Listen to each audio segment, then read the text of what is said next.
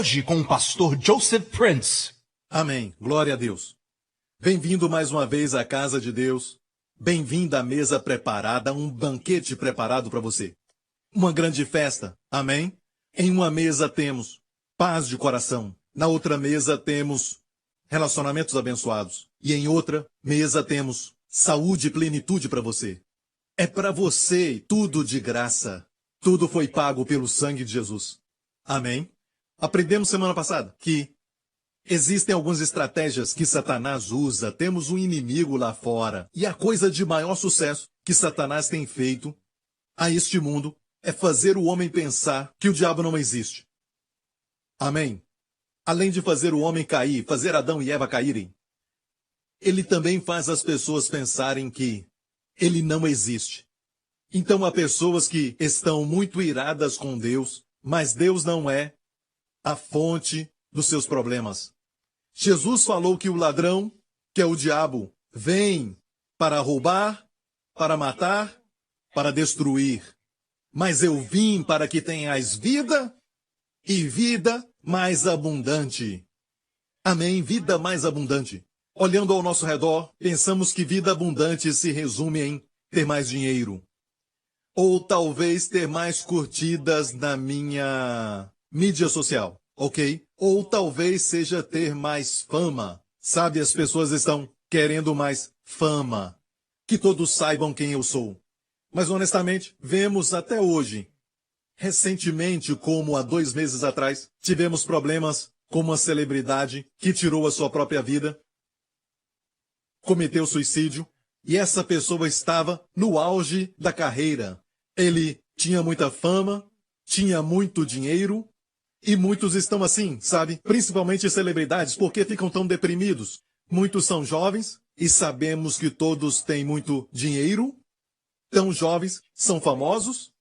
Tenho certeza que na mídia social deles tem milhões de seguidores. Mesmo assim, muitos deles estão em depressão profunda e até tiram a própria vida. Então fica aquela pergunta, o que é que nós queremos no final? Talvez quando você tiver todo o dinheiro que você quer e crê que o dinheiro satisfaz, ou você vai ter toda a fama, ou você consegue os dois, dinheiro e fama, e ainda fica a pergunta, por que eu me sinto tão vazio? Pensei que se eu tivesse mais dinheiro, ficaria mais feliz. Se eu fosse mais conhecido, fosse famoso, seria feliz. Mas eu não sou. Por quê? E assim começa a depressão. Porque conquistaram tudo que uma pessoa deseja conquistar nessa vida, mesmo assim, sentem um grande vazio dentro deles. É assim que ficam deprimidos. Não é verdade, igreja, que mais dinheiro quer dizer mais abundância, mais satisfação, mais realizações. Jesus disse, vim para que tenhas vida mais abundante. Amém? Então quem é que está roubando de nós, que está matando e destruindo?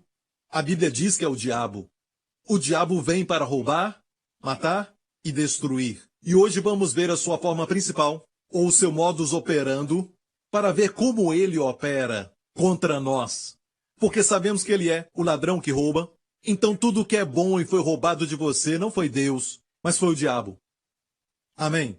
Quando Deus estiver no controle da terra, o que nós vemos no livro do Apocalipse, quando vai ter o novo céu e a nova terra, e nós vamos morar aqui, vemos ali que não há mais crime, não há mais enfermidade, não haverá mais hospitais, não haverá prisões. Por quê? Vamos andar em ruas de ouro, abundância em todo lugar. Por que então não vamos ver esse tipo de coisa? Porque o diabo vai ser amarrado por 1000 anos e depois ele vai ser lançado no lago de fogo e durante o milênio nada vai ferir ou destruir. Porque Deus vai estar reinando. O Senhor vai reinar. É uma amostra para nós. Depois de 1000 anos, a Bíblia diz que Satanás será solto por um tempo, vai haver uma rebelião e depois ele vai ser lançado no lago de fogo e vai ser atormentado para sempre. Então olhamos para essa pessoa terrível que foi criado como um dos maiores e mais inteligente de todas as criaturas que Deus fez. E eu creio que ele era um querubim. Quando falamos de querubim, nós ficamos com aquela imagem de um tipo de cupido, como diz aquela música, Alô Cupido. Aquele bebê gordinho com uma flecha que faz você se apaixonar. Aquilo não é um querubim. Na Bíblia, o querubim é uma criatura muito poderosa, a maior de toda a criação, antes da criação do homem. Deus o fez, então, não se esqueça que Satanás é uma criatura criada. E porque ele foi criado, escute isso, ele não é onipotente, ele não é onisciente. Amém? Deus o criou. Deus não criou Satanás, ele criou Lúcifer.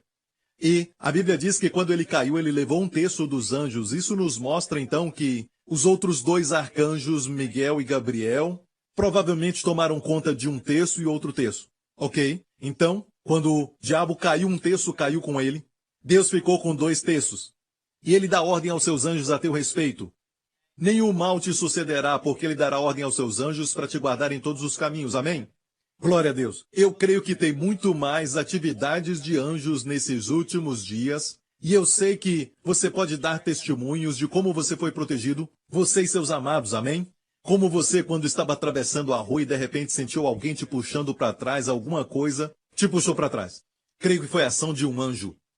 Amém? Então tem mais anjos do que demônios. Precisamos entender como o diabo trabalha, porque vamos conhecer essas áreas e vamos vigiar. A Bíblia diz para não ignorarmos as suas ciladas. O que a Bíblia diz para não ignorarmos é para não ignorarmos. Como diz, não sejais ignorantes dos dons espirituais. Então não devemos ser ignorantes sobre os dons do Espírito Santo. Então não podemos ignorar Satanás e as suas ciladas. Na semana passada, falamos um pouco sobre isso. Deus fez Lúcifer, o querubim que cobria. Querubim que cobria. Isso quer dizer o seguinte, que ele era o querubim que cobria o trono de Deus. Então no trono de Deus tem um querubim, 3 na verdade que o cobriam, Miguel e Gabriel, os outros, e o trono de Deus era coberto por esses querubins. O outro lugar que temos essa palavra, o querubim que cobre, era na Arca da Aliança. Em Êxodo 25, fala de como a arca foi feita. Aqui temos um desenho, e olha esses 2 querubins cobrindo o propiciatório. No Antigo Testamento, este era o trono de Deus.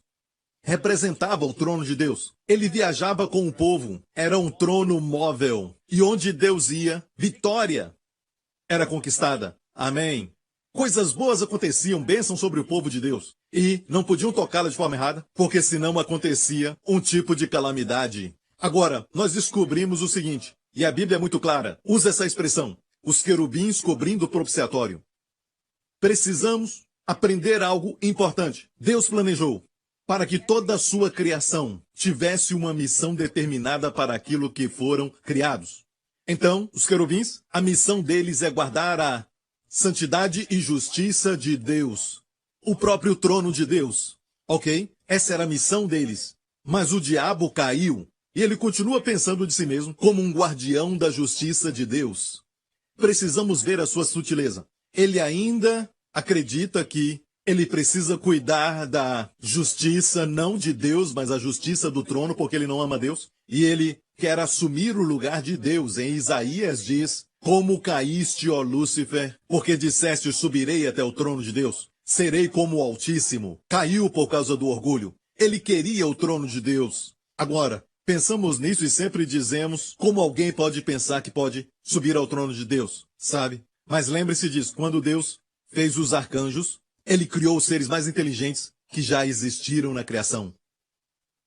Tem algo aqui que nós precisamos entender. Vamos ler em Salmos de número 89. Justiça e juízo são a base do teu trono.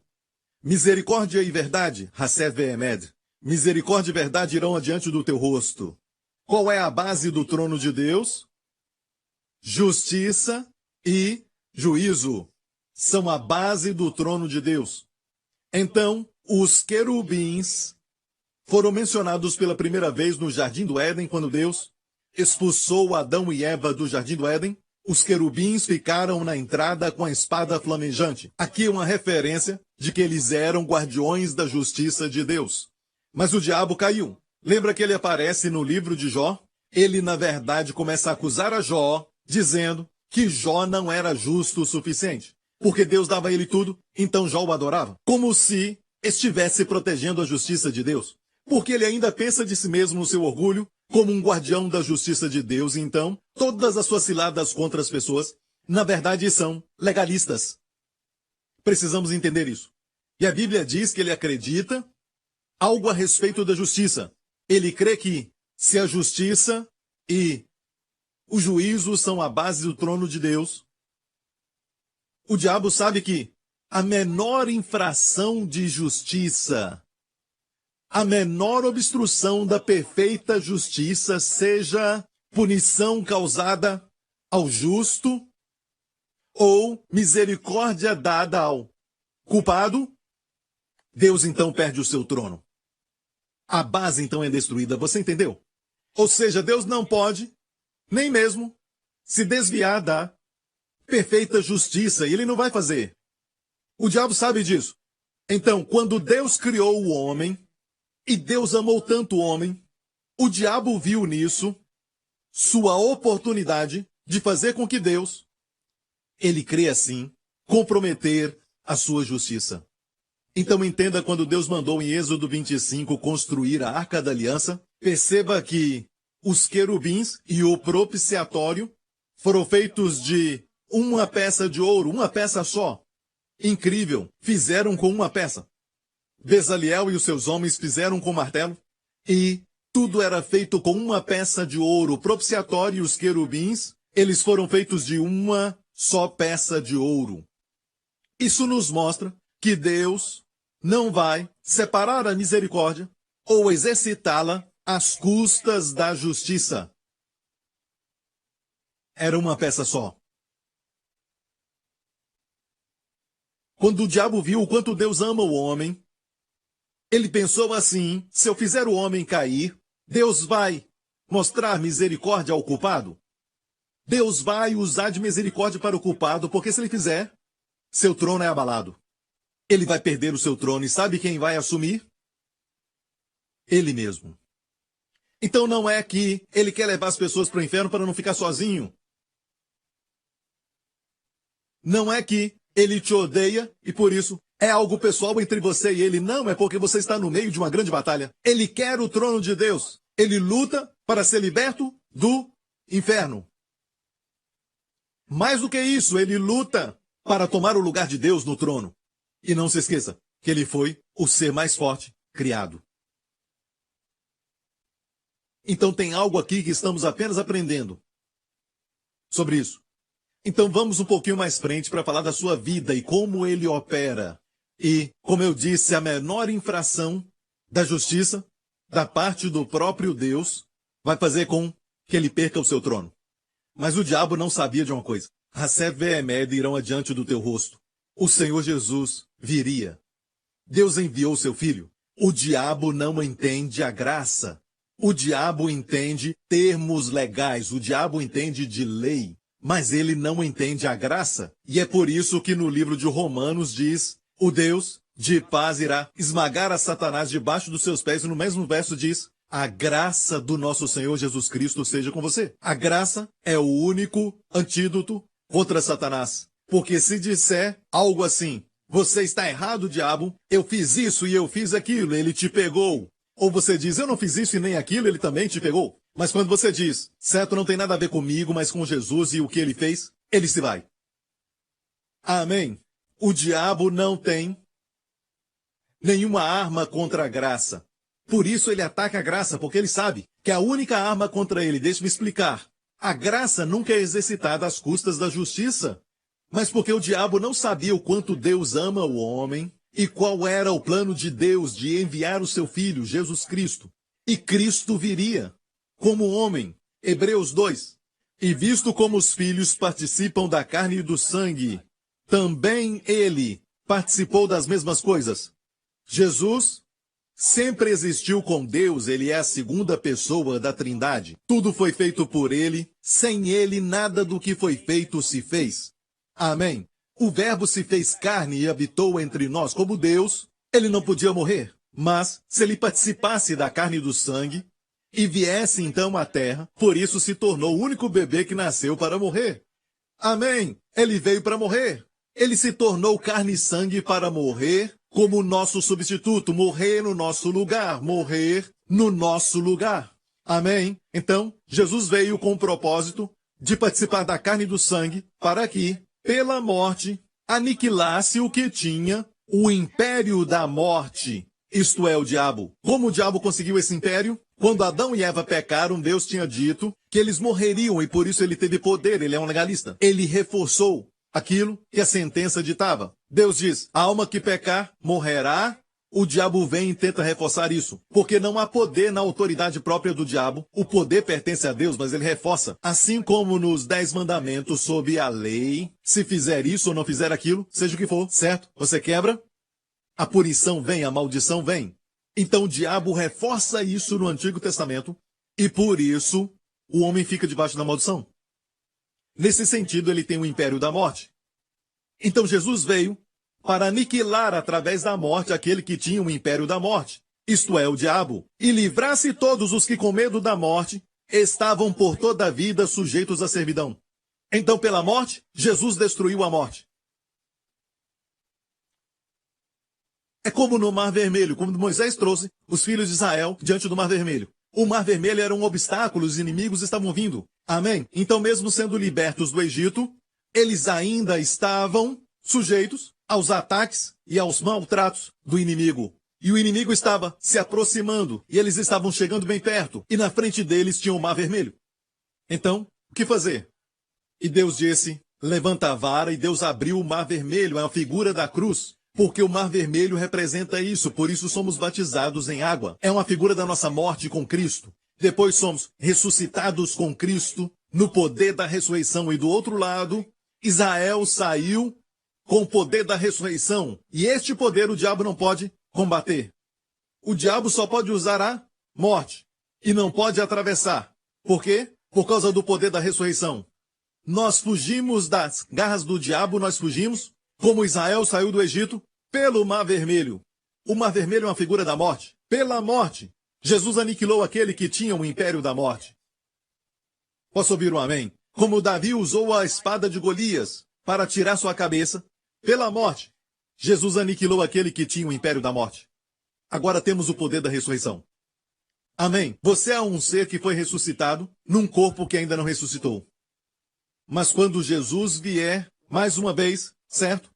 Deixe-me falar isso. Você vai ter alegria perfeita, paz perfeita, como nunca antes. Sabe por quê? Você vai ter um corpo novo e vai ver a plenitude do poder da ressurreição. Nós já fomos ressuscitados do lado de dentro. Amém. E um dia este corpo vai decompor. De qualquer forma, na vinda de Jesus, esse corpo não vai subir. Se ele vier e estivermos vivos, vai transformar o nosso corpo antes do arrebatamento. Se estivermos na sepultura, vai nos transformar antes do arrebatamento. Se tiverem lançado as suas cinzas no mar, certo? Ele vai juntar todas as células, porque sabe onde estão. Amém. Deus não vai esquecer de nenhuma célula, e Deus vai trazer tudo de volta pelo poder da ressurreição. Amém? Mas você não vai subir com este corpo velho. Vire para alguém e diga, não se preocupe com o corpo. Você vai ter um corpo novo. Amém? Com bons telhados. Aleluia. Então, voltando ao nosso assunto. Para que pela morte aniquilasse o que tinha o império da morte e livrasse todos os que com medo da morte. Muitas pessoas dizem, sabe, eu não gosto de avião, eu não gosto de viajar tanto assim. Na verdade, não é que eles não gostam de viajar, mas têm medo da morte. E por isso, por toda a vida, estão sujeitos à servidão. O medo da morte é a mãe de todos os medos. Não é que tenhamos medo de voar, temos medo de morrer. Então Jesus, pela sua morte, nos livrou disso, do medo da morte. Porque o diabo não tem o império da morte mais. A palavra aniquilar não é tirar o diabo da existência, não é destruir no sentido de, sabe, como se ele não mais existisse. Foi destruído. A palavra aqui é cartageu, no grego quer dizer tirar este poder. Não pode usar mais a morte. Ele perdeu esse poder. Ele agora foi privado de todo o poder. Isso não é bom? Jesus fez com que o diabo ficasse sem poder e nenhum efeito. Ele tirou completamente o poder do diabo de realizar a morte. Para não termos medo da morte, ele nos liberou para que durante a vida não fiquemos sujeitos à servidão. Não queremos fazer muita coisa porque no nosso coração temos medo da morte. Sabia disso? Alguns temem o doutor, sabe? Mas na verdade estão com medo da morte. têm medo disso e daquilo, não gostam de fazer o check-up, porque na verdade eles estão com medo da morte.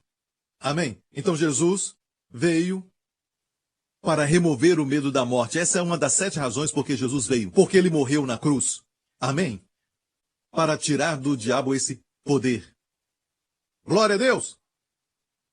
Outra pergunta é essa. Preste atenção nisso. Quero te mostrar algo. O plano do amor de Deus. Quando Deus enviou o seu filho. Foi isso que aconteceu. Será que Deus comprometeu o seu trono? Recebendo homens pecadores? Lembre-se, a misericórdia não pode ser exercitada às custas da justiça. Então, se o homem peca e ele é um pecador, como pode um Deus que é 3 vezes santo aceitar um homem pecador na sua presença e fazer dele um filho? Amém? Aceitar é uma coisa, mas fazer dele um filho, como Deus pode fazer isso? Mas a Bíblia diz que Deus é justo em nos fazer justos. Então preste atenção nisso, assista.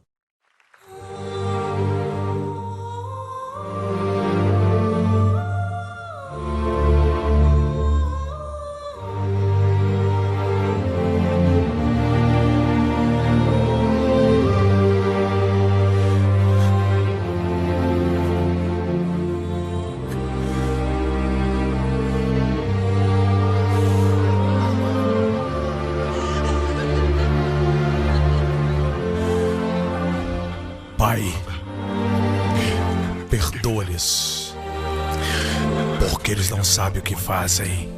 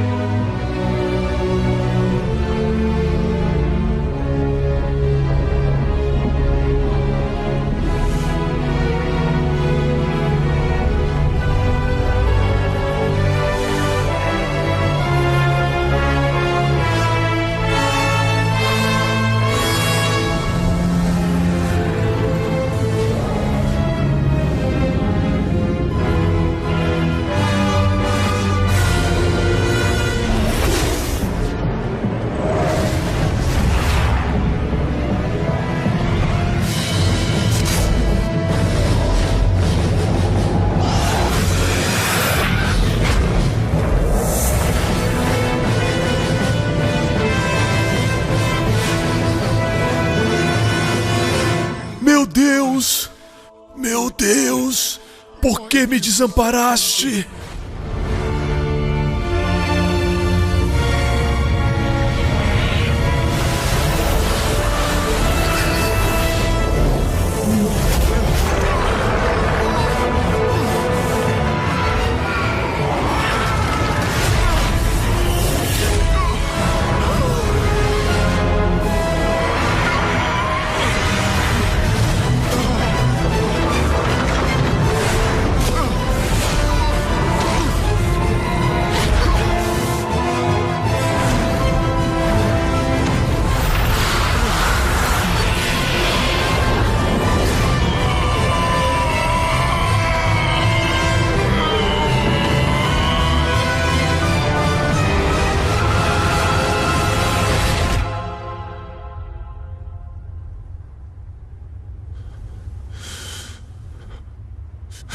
Está consumado!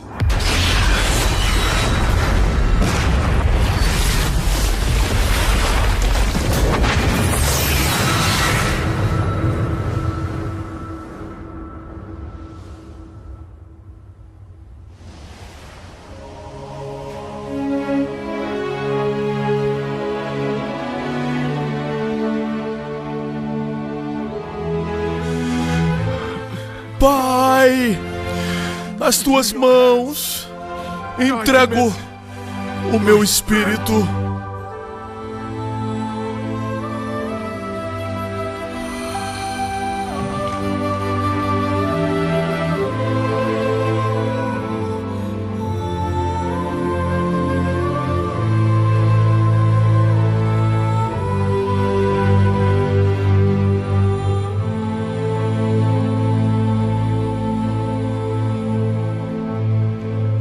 A atitude do coração é dar glória a Jesus. Essa é a humildade.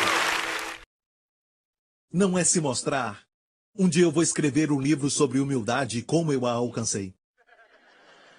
7 passos para a humildade. A minha preocupação, a única que eu tenho, será que coloco minha foto na capa? Não sei. Sabe? Não. Sabe, é como quando uma pessoa tenta ser humilde pela carne. É ruim, não é?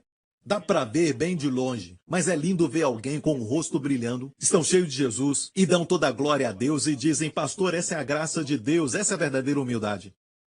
É um fruto do Espírito. Mas essa é uma outra mensagem, mas hoje é de graça, ok? Então o diabo vem como acusador e o próximo ponto é, ele vem como adversário. Olha bem, a Satã é hebraico. O diabo, a palavra que nós usamos no nosso idioma, mas a palavra é, no grego, daeblos. De onde vem a palavra diabólico? Diabolos. Diabolos é, na verdade, escute, atacar com a intenção de acusar ou atacar com a intenção de matar ou destruir. Muito interessante, porque a palavra Satanás é a palavra acusador, no hebraico. Se perguntar para um judeu, ele vai dizer que é um termo legal. Um procurador da lei. Então o diabo é um advogado. Se você é um advogado, não fique ofendido. A Bíblia também diz que Jesus é um advogado. 1 João 2,2. Temos um advogado com o Pai, Jesus Cristo, e olha, ele é um advogado poderoso. Um advogado judeu. Ok? Então, por favor, entenda isso. O diabo usa termos legais. Quando Jesus morreu na cruz e gritou, está consumado? Veja o que aconteceu, Apocalipse 12 se cumpriu. E ouvi uma grande voz no céu que dizia, agora é chegada a salvação, e a força e o reino de nosso Deus e o poder do seu Cristo. Porque já o acusador de nossos irmãos é derrubado, o qual diante do nosso Deus os acusava. E eles o venceram pelo sangue do Cordeiro. Quer dizer o quê? Que houve uma morte. E não era um sangue comum, mas o sangue divino que corria pelas veias do Emanuel. Esse sangue. Quando o diabo vier falar com você, como você pode pedir para Deus uma vida mais do que abundante, como você pode pedir para ser curado, se você fez isso, se você fez aquilo, diga nada além do sangue. O sangue de Jesus, ou seja, o sangue te dá o direito. Amém? Isso quer dizer que os seus pecados que o diabo usa para te acusar foram pagos totalmente. O sangue de Jesus preencheu todos os requisitos da justiça divina e mais do que isso, glorificou o trono de Deus. E no Antigo Testamento, o sumo sacerdote entrava uma vez por ano, no dia da expiação, no Santo dos Santos, e aspergia diante da Arca da Aliança no propiciatório, 7 vezes diante da Arca da Aliança e uma vez no propiciatório. E eu li muitos anos atrás que Jesus subiu ao céu, e isso é uma sombra da substância. Jesus, o sumo sacerdote, para sempre, subiu no céu com seu próprio sangue, a Bíblia diz, para santificar o lugar santo com sacrifícios melhores. Pensei comigo mesmo, por que Jesus santificou o céu? Há um lugar no céu, e o livro de Hebreus diz que ele foi para o céu para até limpar, santificar alguns lugares no céu. Por quê? O lugar santo. Por quê? Você faz perguntas assim quando lê a Bíblia? Amo fazer perguntas quando eu leio a Bíblia. E é dessa forma que se torna uma pregação. Então por que Jesus teve que santificar um lugar no céu? E o que ele fez? Então um dia perguntei para Deus, e eu me lembro que eu estava conversando com um irmão, estava falando sobre a vida, algo assim. E eu não esperava que a resposta chegasse ali, mas de repente não tinha nada a ver com a conversa. Mas Deus me deu, quando estávamos no auditório e ficamos conversando um pouquinho, estávamos naquele momento de comunhão, Deus então mandou a resposta e eu pude perceber rapidamente. Lembra que Satanás se apresentou a Deus no livro de Jó? Capítulo 1, e acusou a Jó. Ele queria demonstrar que ele era guardião da justiça de Deus, e ele acusou a Jó. Certo? Como ele podia ir a Deus? Diante dos anjos também. Bem, Deus me disse que aquela posição era de Adão. Mas Adão se prostrou a Satanás e perdeu aquele lugar. Agora Satanás tinha direito de ir a Deus, usando o acesso de Adão para acusar o homem. Mas quando Jesus entrou ali, aleluia, aleluia, quando subiu com seu sangue, a Bíblia diz que o sumo sacerdote do Antigo Testamento, amém, espargia o lugar onde Satanás estava, para que aquele lugar agora fosse santo, e Satanás não pode ir mais lá. Por isso os acusadores dos nossos irmãos é derrubado, o qual diante de Deus acusava dia e de noite, e eles o venceram pelo sangue do Cordeiro. Viu isso? O diabo não tem mais acesso. Ele não tem mais acesso ao céu. Não acredite se um pregador falar que ele vai te acusar diante de Deus. Isso não é verdade. Era verdade antigamente, mas depois que Jesus morreu e ressuscitou e levou o sangue, o diabo perdeu o acesso. Certo? Foi derrubado. Deixe-me falar isso. Eles o venceram pelo sangue do Cordeiro. Então, temos que cantar sobre o sangue, falar sobre o sangue, pregar sobre o sangue, mas alguns não falam mais sobre o sangue de Jesus. O cristianismo se tornou uma religião de folha de figos. Mas devemos sempre falar do sangue. Só o sangue derrota o inimigo. Posso ouvir o amém? Cubra sua família com o sangue de Jesus. Cubra o seu carro com o sangue de Jesus. O diabo entende sobre sangue. O sangue tem uma voz. A Bíblia diz que o sangue de Jesus fala mais alto do que o sangue de Abel. O sangue tem uma voz. Quando você cobre os seus filhos com o precioso sangue de Jesus, você está dizendo para o diabo: fica longe. Ele fica sem poder para tocar naquela criança. Cubra a si mesmo com o sangue de Jesus antes de dormir à noite. Cubra o seu corpo com o sangue de Jesus. Cubra os seus sonhos com o sangue de Jesus. O diabo sabe, ok? Que não pode tocar nada com sangue. Aleluia. Eu vou contar algo. Anos atrás, alugamos um apartamento em um lugar perto de uma área com muitas árvores. Alugamos por um tempo e a Jéssica era muito pequena na época. E à noite ela escutava um som estranho no seu quarto. Então eu fui até o quarto e não descobri absolutamente nada fora do normal. Eu disse: olha, deve ser sua imaginação porque ela é uma criança. Mas ela ouviu de novo. Então eu e a minha esposa fomos no quarto para verificar e na verdade vimos que haviam abelhas ali, tentando entrar na nossa casa. O que aconteceu foi que, naquela época, essa revelação estava muito fresca no meu coração. Eu declarei o sangue de Jesus. Em nome de Jesus eu fiz um risco para Jesus guardar esse quarto, o da minha filha. E eu te digo que ela viu, minha esposa viu. Certo dia, fomos lá, como 2 dias depois disso, olhei para baixo, e a Wendy viu, Jéssica também viu, naquele risco, as abelhas todas mortas. Tinha abelha, mas estavam mortas. O diabo não pode atravessar onde há o sangue de Jesus. Quando você for viajar, cubra o avião com o sangue de Jesus. Se você olhar para mim, eu não faço coisas como hoje em dia você vai ser preso por isso. Sabe? Sabe o que é isso? Por favor, não faça o que o pastor Mark faz, ok? Não tem que imitá-lo em tudo, ok? Amo o pastor Mark por falar nisso. Nós viajamos muito e o pastor Mark é uma das pessoas que eu e minha família gostamos de sair até de férias juntos. Ok? E então, quando eu viajo, quando entro no avião, tem um lugar para tocar quando você sobe? Vai me ver fazendo isso. Em nome de Jesus, o sangue de Jesus. O avião está coberto. Alguém pode dizer que quando chega a sua hora de partir, você parte. Eu não creio nisso, porque se você pensa assim, se for a hora do piloto partir, todo mundo vai junto. Gostando ou não, todo mundo vai embora, amém? Não é verdade? Então, não se preocupe, porque o sangue de Jesus tem poder. Se for a hora do piloto partir, ele não vai partir. Desculpa, mas agora não. Outro horário. Deixa isso para mais tarde. Agora não. Não enquanto eu estou aqui. Glória a Deus. Então, olha, faça isso. É um maior poder, mais poderoso do que bomba nuclear. De qualquer país, é o sangue de Jesus. Ok, só queria falar isso. Mas, uma pergunta, ele é o acusador, certo? Por que isso é tão importante? Se ele vem te acusar, ele vem e te acusa. Eu penso dessa forma. Se alguém me acusa, é porque se sente mal.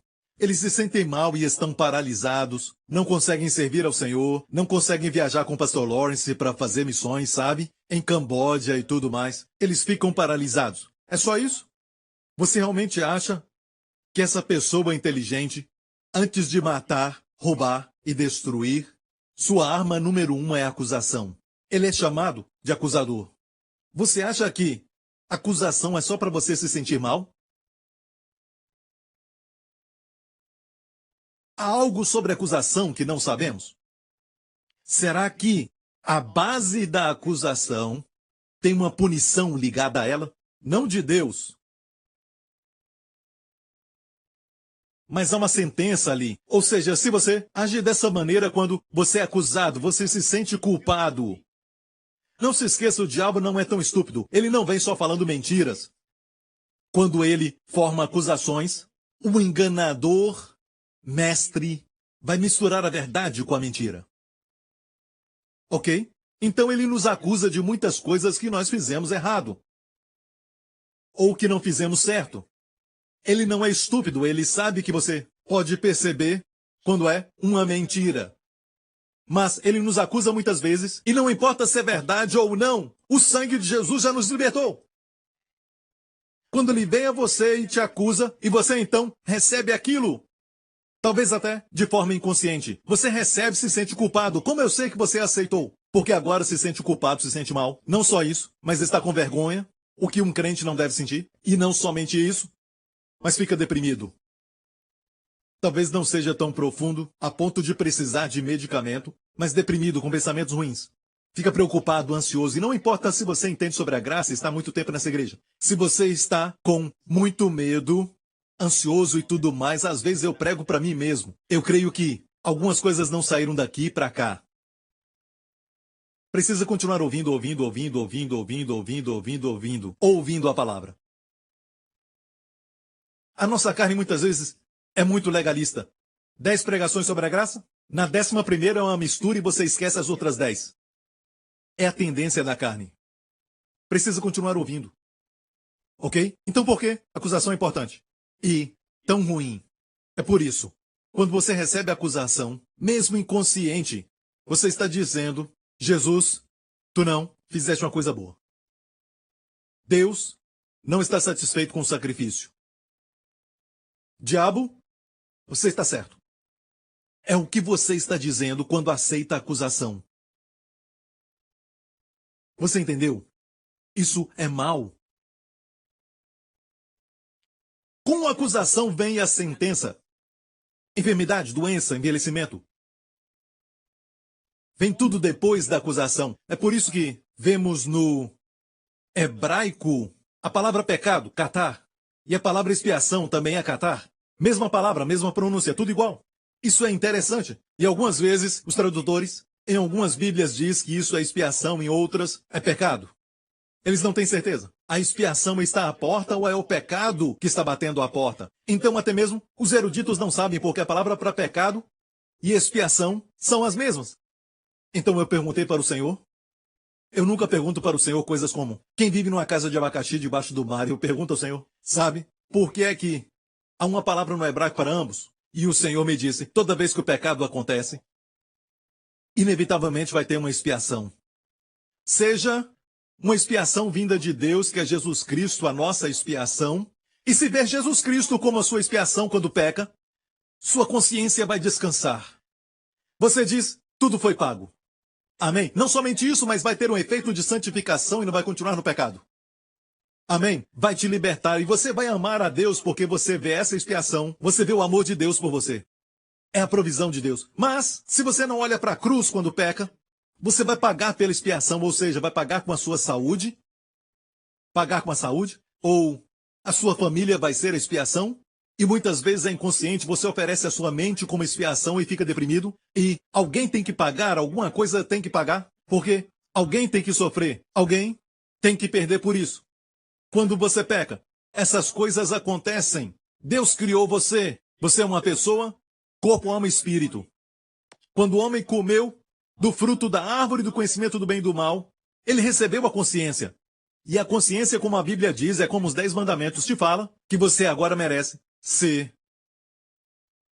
destruído. Merece ter as coisas ruins da vida. Certo? Coisas ruins. Você merece estar doente. O seu filho vai ficar doente. E algo lá dentro diz, você merece. Agora olha, alguns doutores vão te explicar muitas vezes que é uma deficiência imunológica, o seu corpo está lutando contra si mesmo. Ok? E muitos estão com esse problema, sabe por quê? Porque não estão descansando em paz. E o corpo luta contra si mesmo, é uma deficiência imunológica. Agora, os seus genes são tão inteligentes, quando você peca, você diz assim, alguém tem que pagar, sabe? E eu pequei agora, algo ruim vai acontecer, ok? Então seus genes vão dizer, ele quer que aconteça algo ruim.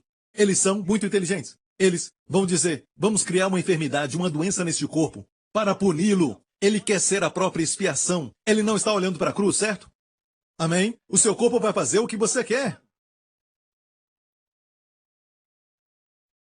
E o resto vai dizer, sim, Senhor.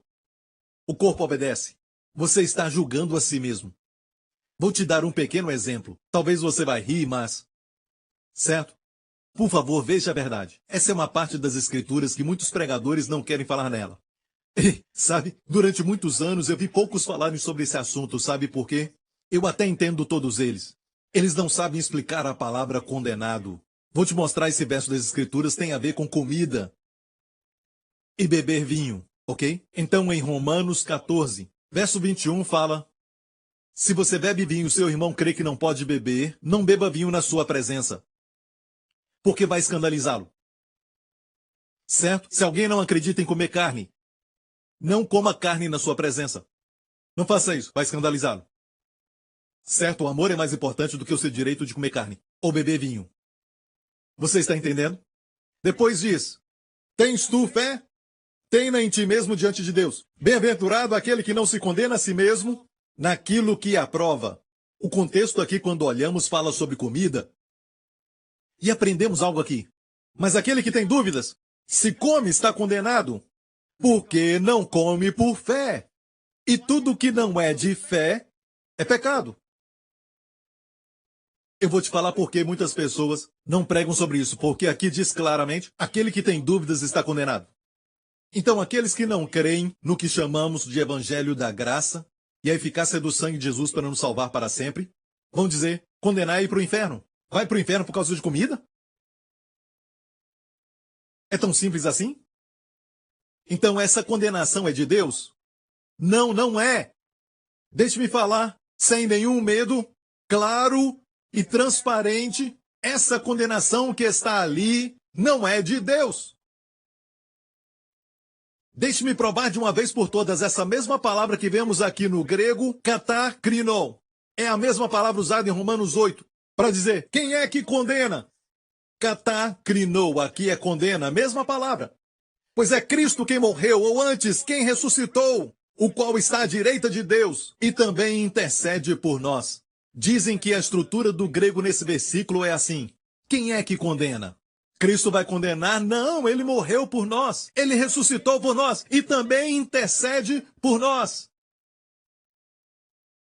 Então, não há condenação para o crente.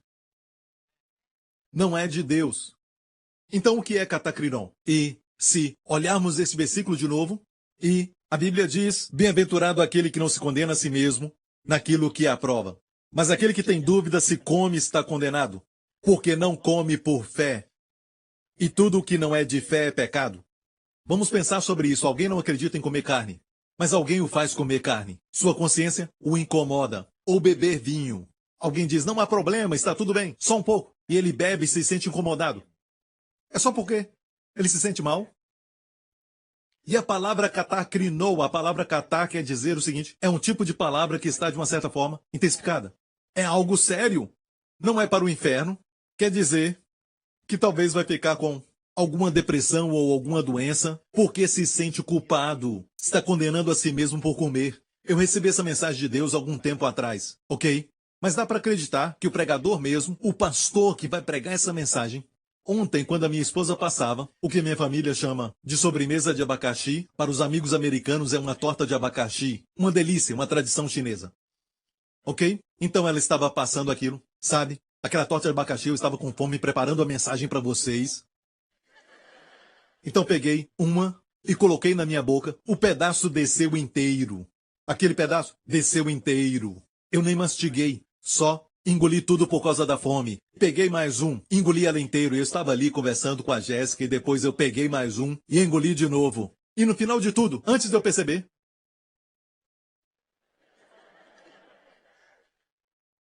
eu violei a minha lei.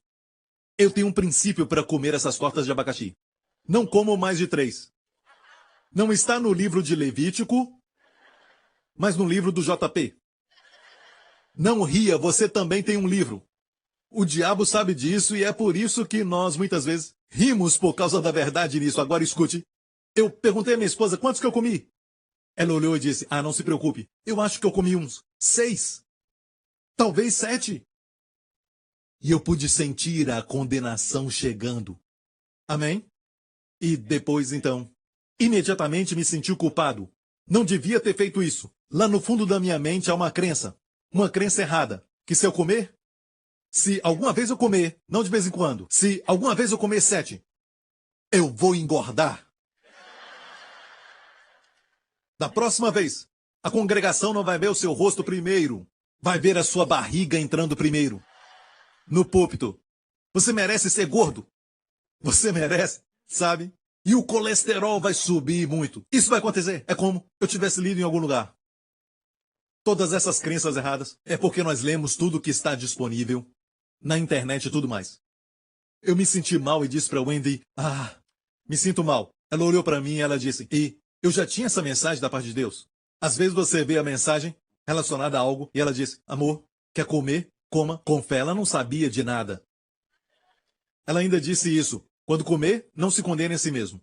Foi como, bum, acendeu uma luz. Meu filho Justin, sua última profecia foi essa. Você quer ouvir? Eu perguntei, um tempo atrás. Tem algo? Se ele não tiver, não fala que não tem. Continua brincando, mas dessa vez ele disse, sim. O que é? Ele disse, luz do céu. Luz do céu é melhor do que qualquer luz no mundo inteiro. Palavra por palavra. E eu então perguntei para minha esposa que estava ali. Eu perguntei, você já ensinou alguma coisa para ele?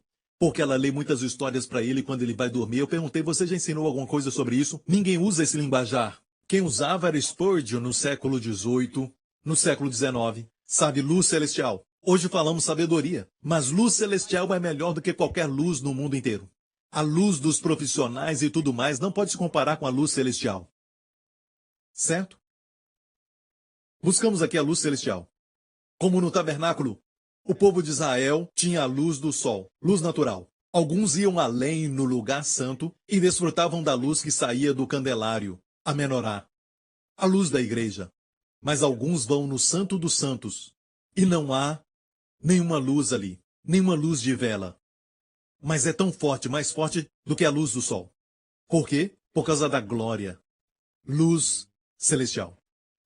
Antes de consultar os profissionais, não há nada errado com isso, mas consulte a luz celestial da parte de Deus. Precisamos disso. Eu fiquei arrepiado. Amém? Então, aqui estamos. Voltando ao abacaxi. Quem vive no abacaxi? Estou cheio de histórias de abacaxi hoje. Me senti condenado e eu estava preparando essa mensagem. Olha bem isso. E ali estava eu recebendo acusação porque de alguma forma no meu cérebro, alguns anos atrás, eu li em algum lugar que se comer muito, vai ficar muito mal. Você não vai engordar porque comeu 7 num só dia, certo? Mas é o que você faz a vida toda. Se você comer 7 todos os dias, tem algo errado sim. Mas nós somos pessoas assim, tão vulneráveis à acusação, que até mesmo nessa área, a Bíblia diz, se você duvidar quando comer, vai ficar debaixo da sentença katakrinou, que já está em todo lugar. A mesma palavra katakrinou é usada quando Deus diz, participem da Santa Ceia dignamente. Porque Deus não quer que você seja condenado, katakrinou, com o mundo. Então, no contexto, a condenação é que Deus não quer que você morra antes da hora. Deus não quer você doente. Porque esta é a katakrinou que está lá fora no mundo. No mundo é normal ficar doente ou morrer antes do tempo. Mas no contexto da Santa Ceia, Deus te deu uma provisão para que você não fique doente. Você pode ser curado, deixa de ser fraco e fica forte, não precisa dormir antes do tempo, mas ter uma vida longa. Então, Deus não quer, no mesmo texto, que sejamos condenados katakrinou com o mundo. Isso é de Deus? Não! Veio com a sentença quando Adão pecou, o katakrinou foi liberado neste mundo. Amém? A sentença é que quando você peca, vem então a expiação pelo pecado, ou seja, você vai dar o seu corpo, sua saúde mental. Alguns até prejudicam os relacionamentos. Alguns homens não conseguem se relacionar, ter intimidade com alguém. E vai de namorada, e eles podem até funcionar fisicamente, ter relacionamento sexual, mas não há intimidade. Por quê? Eles acham que não merecem amor. Tudo o que fazem é algo superficial. Relacionamento físico. Eles não sabem que eles estão prejudicando a si mesmos porque alguma coisa entrou no seu coração quando eram novos. Algo entrou ali. Então, quando alguém chega perto deles, eles estragam tudo. Pode ser uma mulher também. Prejudicam e até estragam os relacionamentos. E não sabem por que fazem isso. Mas no fundo não acreditam que merecem. Um relacionamento saudável, íntimo. Quando você come e você diz, não, eu não mereço ter saúde, eu não mereço ser magro, eu vou ser gordo, velho e feio. A igreja vai ver a minha barriga antes mesmo de eu entrar. Escute, é somente uma questão de acusar e a pessoa se sentir mal? Não, eu acho que é mais do que isso. E o diabo sabe. Antes dele roubar, matar e destruir, porque ele precisa que você fale. Sim, você confirmou, você aceitou. Em essência, você está dizendo, porque você não sabe, você está dizendo que Jesus, você não fez um bom trabalho, não está consumado. Deus, tu não está satisfeito com o que Jesus fez. E, diabo, você está certo. É o que está dizendo. Qual é a defesa para isso? A defesa está no Evangelho. Nós confessamos, nós somos a justiça de Deus em Cristo. Quando você for comer 7 pequenas tortas, diga, eu sou a justiça de Deus em Cristo. Amém? Amém! Agora, se alguém me ouvir pregar só isso, vai dizer, pastor Príncipe, você está falando para fazer o que quer? Ninguém é idiota, as pessoas sabem, olha só os testemunhos que eu compartilhei nos meus livros e os testemunhos que você já ouviu. Se tornam santos por acidente. Quando as pessoas confessam, eu sou a justiça de Deus em Cristo, muitas vezes não querem pecar. Depois disso. Mas o fato é que o diabo acusa daquilo que não fizeram certo ou fizeram de errado. E a resposta é, eu sou a justiça de Deus em Cristo. Um termo legal contra acusação legal. Não dá para dizer, Deus me ama, não importa o que você diga, diabo, Deus me ama. Não é bem assim. Você tem que responder com a resposta legal. E a resposta legal é, eu sou a justiça de Deus em Cristo. Justiça de Deus é um termo jurídico. Martinho Lutero dizia, dessa forma, amo isso. Jesus, tu és meu pecado. Eu sou tua justiça. Que declaração! A troca divina aconteceu na cruz. Jesus tomou o nosso pecado, o nosso lugar, e nos tornamos sua justiça. Se eu não aceitar isso, é dizer que Jesus não tomou meu pecado. É anular a obra da cruz. Você está entendendo tudo isso? Ok? Vamos ver 1 Pedro de novo? Antes, vamos ver aquilo que está escrito em Romanos 14. Mostra de novo. Mas aquele que tem dúvida se come está condenado, porque não come por fé. Se quer comer aquele bolo, coma por fé. Deixe-me falar isso. Quando come por fé, tudo no seu ser vai ficar em paz. Amém, Senhor, te agradeço por essa comida. Abençoa. Amém, coma. Se você não se condenar, não vai engordar. Amém. Vamos falar de dietas, ok? No meio da palavra, dieta tem um T. Sem essa cruz no meio, não dá para viver, irmão. Deixe-me falar sobre isso. O seu corpo não entende sobre dieta. É uma nova invenção. Agora, deixe-me falar. Primeiro, eu creio em exercícios. Eu creio em comer bem. Coloque isso de lado. Mas deixe-me falar isso. Pessoas fazem dieta. Todos os tipos de dietas. E muitas vezes é para vender os seus produtos. Um tempo atrás, café era ruim. Agora, café é bom. Um novo estudo, café é ruim. Café é bom. Café é ruim. Café é bom. Ouça o Espírito. Chocolate é bom. Chocolate é ruim. Chocolate é bom. Chocolate é ruim. Chocolate é bom. Ouça o Espírito. Quer comer chocolate? O seu corpo quer um pouquinho de açúcar, ok? Talvez o seu corpo precisa desse açúcar. Eu não entendo sobre essa discussão toda sobre dietas hoje em dia. Talvez o seu corpo está pedindo aquilo e ele sabe o que quer. Deixa o seu corpo ter aquilo. Coma, ok? E depois, coloca na geladeira. Não precisa comer tudo, é um desperdício. De onde ouviu isso? Eu acho que vai ser um desperdício. Você ouviu, talvez da sua mãe ou de alguma autoridade que falou pra você? Não desperdice comida. Sabe quando era jovem? Você entendia uma coisa, fome e barriga cheia. Quando estava com fome, comia. Estava cheio, deixava de lado. Até meu filho quando se enche. Chega. Tem que obedecer, porque senão vamos ser forçados a comer.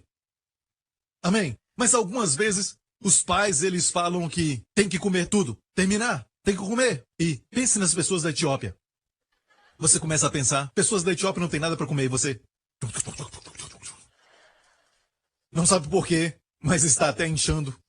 Alguém diz, desperdício, é desperdício. Mas olha bem, quando pensa em desperdício, vai acabar na sua cintura. Nós crescemos com isso, podemos ter 60 anos de idade, mas temos ainda essa impressão. Ouvimos a voz. Desperdício. Não, pode comer o que você quer e se você estiver cheio e ainda tem um pedaço de chocolate, embrulhe, coloca na geladeira. Ok? Tudo bem, não há condenação. Mas quando comer, não fique, eu quero comer, mas eu me sinto tão mal, eu me sinto tão mal. Está condenando a si mesmo, certo? E depois vem uma sentença. Vai ficar deprimido? A sentença é uma enfermidade ou depressão? É o que diz aqui, se não estiver, não quer dizer nada. Ok? Então, no ano novo, coma. E eu realmente não gosto disso quando eu vejo, e falo isso com os meus pastores, quando alguém oferecer comida e você não gosta de doce, alguns pastores não gostam, mas se alguém oferecer, coma. É grosseria quando alguém te oferece, ok? E você não come e diz, eu não gosto de doce, eu não gosto disso. Mas se alguém der para você, coma. Eu tenho um verso para você. A Bíblia diz, palavras de Jesus, o que colocar na sua mesa você tem que comer. Jesus disse, coma. Ah, pastor, eu creio que as pessoas estão sofrendo porque não tem a dieta mediterrânea. O que é isso? Uma nova dieta. De onde vem isso? Bem, tem estudos que mostram que essa dieta mediterrânea é muito boa para o seu corpo e para o seu coração também. Ok, em muitos lugares do mundo não existe essa dieta. Ah, mas preste atenção, era o que Jesus comia. Já ouviu isso? Jesus fazia essa dieta. E alguns dizem que isso é verdade. Por isso comem pita com hummus, salada, muita salada. E isso é bom, eu concordo. Mas olha bem, Jesus curou tantas pessoas em Israel. Aquelas pessoas não comiam porco. Aquelas pessoas não comiam nada que não fizesse parte da dieta dos judeus. E ainda, muitos estavam doentes. Porque a Bíblia diz que Jesus curou todos aqueles que estavam oprimidos pelo diabo. Não tinha nada a ver com o que comiam, mas era o diabo causando enfermidade. Não pode usar coisas naturais para lutar contra o ser sobrenatural. Mas tem que usar o nome de Jesus, o sangue de Jesus, sua posição espiritual em Cristo. Entendeu isso? E os que promovem essas coisas, sabe, querem vender livros. E eu vou te falar uma coisa, muitas pessoas em Israel, todos fazem essa dieta. E tinha muitos doentes na época de Jesus. E alguém diz, o problema é que comemos muita carne. Quê? Muita carne, fala o pastor Lawrence. Vou te falar uma coisa, muitas vezes eu não consigo terminar minha carne. Eu passo para ele. E ele acaba com tudo. Ele come do meu prato e do prato dele também. Esse homem gosta de comer carne, pastor Lawrence. Vai para o seu bíceps. Essa parte está expandindo. Essa parte aqui não, sabe? Olha bem.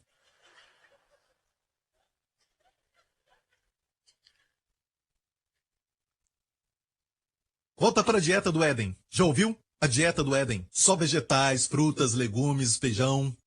O problema é que o mundo tinha uma cobertura, o firmamento, e os cobria de todos os elementos que causavam prejuízos, o sol. Mas isso se quebrou. No dilúvio, a terra ficou inclinada. Se a terra estivesse reta no seu eixo, não haveriam as estações. Essa inclinação é que faz as estações. Então, ficou inclinada. Para congelar o excesso daquelas águas. Polo Norte e Polo Sul se derreter, vamos ter mais um dilúvio. Mas isso não vai acontecer mais. Então, está inclinada aí. A terra não é mais a mesma. Deus falou para Noé que ele deveria comer carne depois do dilúvio. Então Deus sabia de alguma coisa sobre a proteína dos animais, proteínas que precisamos para os nossos corpos. Eu entendo que podemos comer isso das plantas, mas estou junto com Noé. Não estamos mais no Éden, é um mundo caído. Ok? Esquece isso. Boa pregação, pastor Prince, aleluia, amém. Mas não coma muita carne todo dia, carne, sabe? Vai ficar parecendo um bife. E não se esqueça, expande os músculos e encolhe a cabeça. Não esqueça disso, ok? Então, vamos voltar ao assunto, não me distrai, por favor. Agora vamos a 1 Pedro 5, vamos terminar. Ok, resistir ao diabo, resistir firme na fé. A palavra resistir aqui no grego é a palavra para antihistamina. Não é interessante? Antihistamina, resistir. É a palavra antihistamina. Os doutores dão isso para você quando você tem uma gripe ou alguma alergia, certo?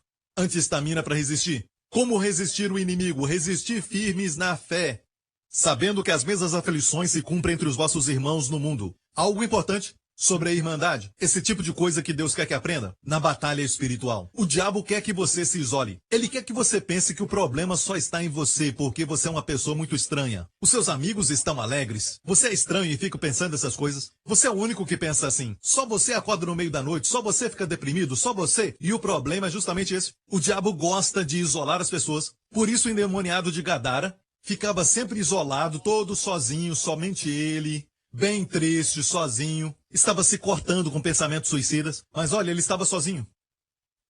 É obra do inimigo causar comportamento antissocial e também te isolar de pessoas. Você acha que somos conectados, mas na verdade somos mais conectados através da mídia social, mas estamos menos menos em contato. Não nos comunicamos. Muitas palavras, mas estamos sozinhos. Esqueça o celular, fale face a face. Pessoas na mesa estão fazendo assim, até pastores estão fazendo isso. Esquece isso. Estou aqui, estão falando um com o outro. Na mesma mesa. Dá vontade de pegar e jogar no lixo.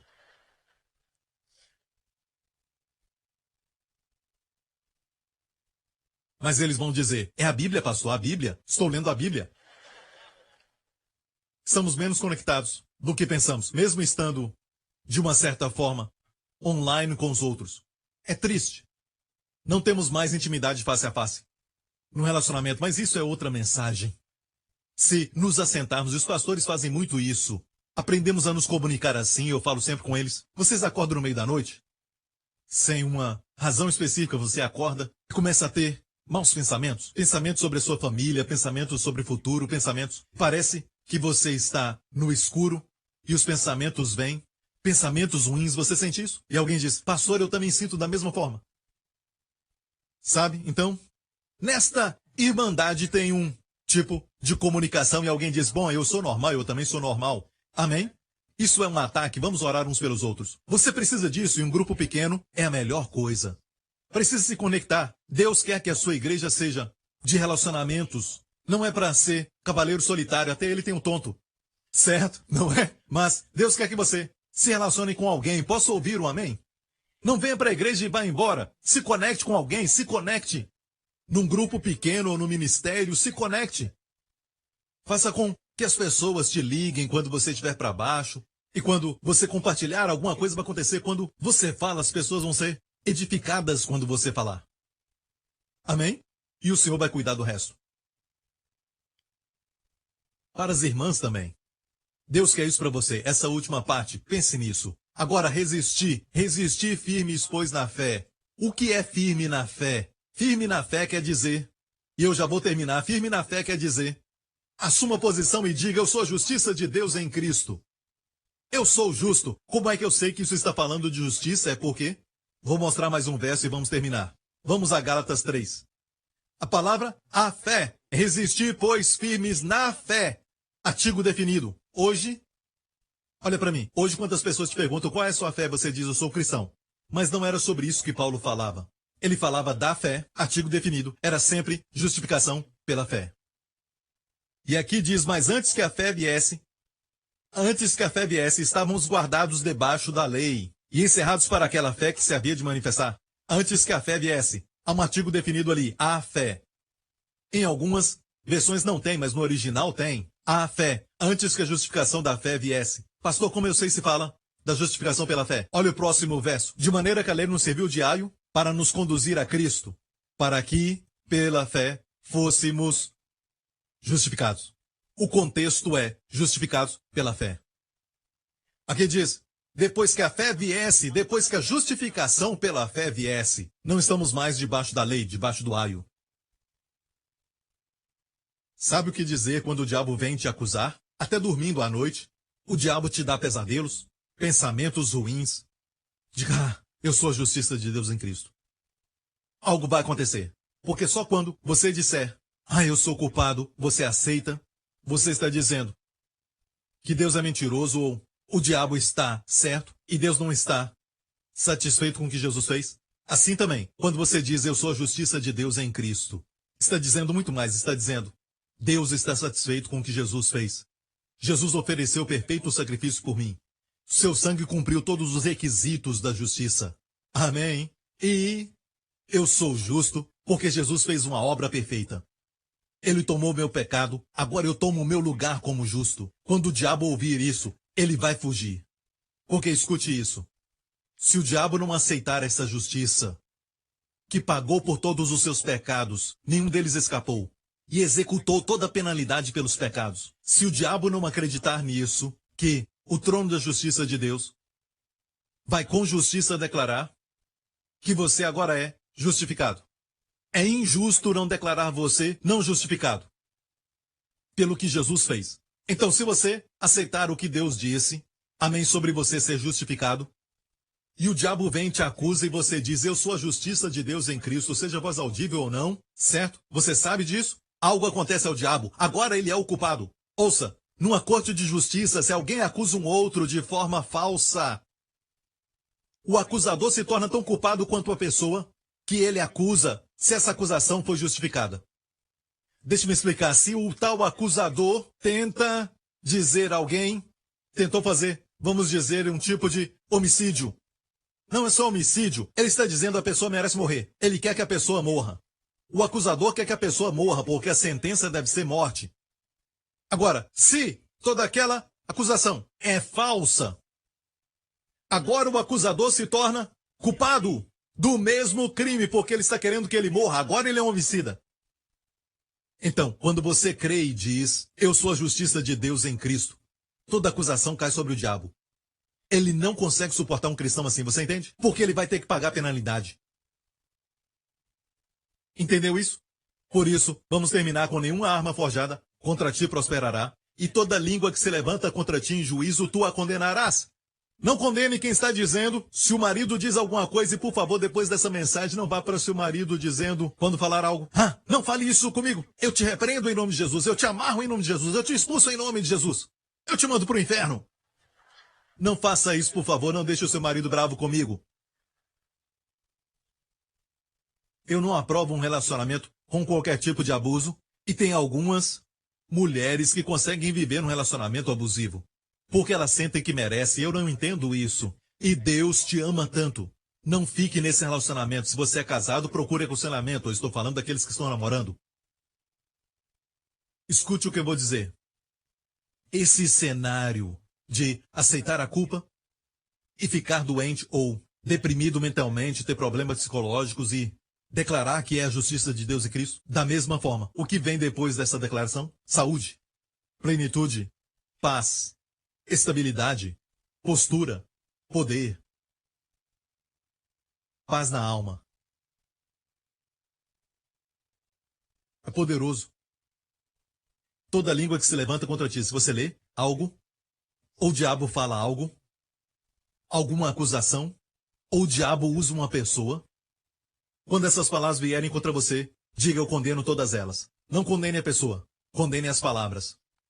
Eu as rejeito porque eu sou a justiça de Deus em Cristo. Você entende isso? Isso não cobre pessoas que te corrigem porque te amam. Pessoas que querem te ajudar. Tenha discernimento e não fique falando isso toda hora, mas muitas vezes o diabo usa pessoas para te acusar. De forma geral, te acusa de coisas que você não fez. Sabe, eles só vivem acusando. Só diga, em nome de Jesus, eu rejeito isso. Se você está num relacionamento assim, diga, eu rejeito isso em nome de Jesus. Ou a sua mãe morreu, seu pai morreu e você continua ouvindo as palavras que eles diziam, você não presta para nada. Agora você pode declarar, em nome de Jesus, eu rejeito isso. Não precisa condenar seu pai, sua mãe. Só rejeite essas palavras. Se libere disso em nome de Jesus. E diga, eu sou a justiça de Deus em Cristo. E comece a prosperar, porque o ladrão vai parar de roubar, de matar e destruir. No que diz respeito a você, porque você é a justiça de Deus em Cristo. Amém. Glória a Deus. Curve a sua cabeça e feche os seus olhos neste lugar. Quero fazer uma oração para você nessa semana, porque se você for viajar, visitar alguma pessoa, quero que você esteja no lugar certo, na hora certa. Quero pronunciar uma bênção para você. Sabe de algo? Se você está dizendo, eu não mereço a bênção, mesmo inconsciente, saiba disso. Jesus já pagou por tudo isso. Tudo pelo sangue de Jesus. Proteção. Vamos nos cobrir com o sangue de Jesus, amém? Glória a Deus. Antes disso, se disser, pastor Prince, eu quero sair deste lugar sabendo que o que Cristo fez por mim naquela cruz é real na minha vida. Quero o perdão dos pecados, quero a vida abundante. Se esse é você, faça essa oração comigo de coração. Diga, Pai Celestial, obrigado por ter me dado o teu filho, meu Senhor Jesus Cristo, que morreu na cruz pelos meus pecados, que foi condenado no meu lugar. Te agradeço porque no terceiro dia, tu o ressuscitaste dos mortos, como declaração que os meus pecados foram perdoados. Eu declaro, Jesus Cristo é o meu Senhor, e pelo seu sangue, eu sou justo aos teus olhos. Minhas orações são de um homem justo. Todas as bênçãos do justo são minhas. Obrigado, Pai, Em nome de Jesus.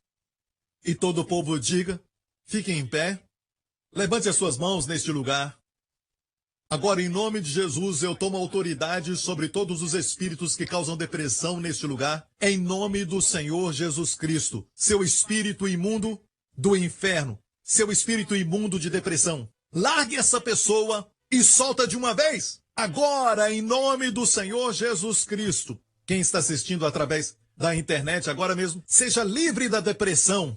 Em nome do Senhor Jesus Cristo. Pai, que nessa próxima semana, Senhor, eu oro que a luz celestial brilhe nas mentes e corações, Senhor, principalmente nessa área, onde a crença errada, conceitos errados e também pensamentos errados entraram. Senhor, eu oro para que essa luz possa tirar tudo isso do coração e das mentes. Se acreditaram errado e essa crença errada causou ansiedade, medo, preocupação e depressão, eu oro, Pai, para que essa luz ilumine os lugares escuros, no mais profundo da sua mente, até que esteja oculto deles.